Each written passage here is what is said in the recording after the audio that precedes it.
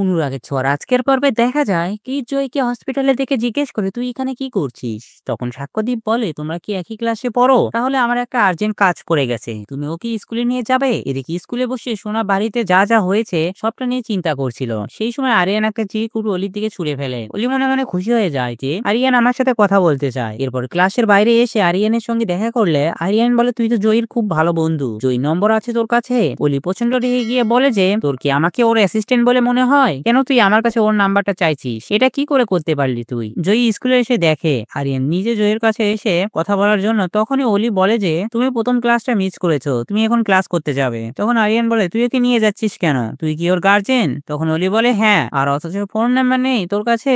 জয়ী বলে তোরা ঝগড়া করিস না। তারপরে আরিয়ানের সাথে কথা বলতে চাইলে অলি ভাবে যে জয়ী মায়ের মতন আমার পছন্দের সমস্ত জিনিস আমার কাছ থেকে কেড়ে নেবে। আরিয়ান জয়ীকে তার ব্যান্ডের গান করার জন্য অফার করে। সেই সময় মিশকা রূপাকে ফোন করে বলে যে আর মাত্র 4টা দিন আছে, বলো কোথায় টিকিট কাটবো। তখন রূপা বলে যে 7 দিন পর আমার শো আছে, সেজন্য আমি এখন ব্যস্ত আছি। অন্যদিকে সূর্য বিগ বাং এ আসে কিছু লোকজন নিয়ে, বলে এর আগে এখানে যে প্রবলেমটা হয়েছে সেটা অন্য কেউ ক্রিয়েট করেছিল, এবার এখানে ফুড ফেস্টিভ্যাল হবে, যেমন সামনে মকর সংক্রান্তি। দীপা তারপর সূর্যকে বলে যে আপনাকে আমাদের নিয়ে ভাবতে হবে না। সূর্য বলে যেটা হয়েছে সেখানে আমিও কোনোভাবে জড়িত, তাই আমিও বিগ বাংকে আগের জায়গায় অব্দি ফিরিয়ে না দেওয়া পর্যন্ত আর জয়ের চোখ অপারেশন হয়ে যাওয়া পর্যন্ত আমি এখানেই থাকবো। অলি বাড়িতে এসে দেখতে পায় চারু ব্যাগ গোছাচ্ছে, কেননা সূর্য তাকে মেনে নেবে না, জানিয়ে দিয়েছে। তখন অলি বলে যে আমি আমার মা দীপা সেনগুপ্ত আর জয়ীকে আমার লাইফ কন্ট্রোল করতে দেব না। অন্যদিকে রিহার্সাল রুমে জয়ী যেন অপেক্ষা করছে, তখন আরিয়ানের বন্ধু তাকে লেগ পুলিং করে বলে তুই যে আমাদের সঙ্গে মারপিট করছিস, জয়ী দেখলে কি হবে। তখন আরিয়ান জানায় যে জয়ী চোখে দেখতে পারে না। তারপর একটা গান শুরু করে,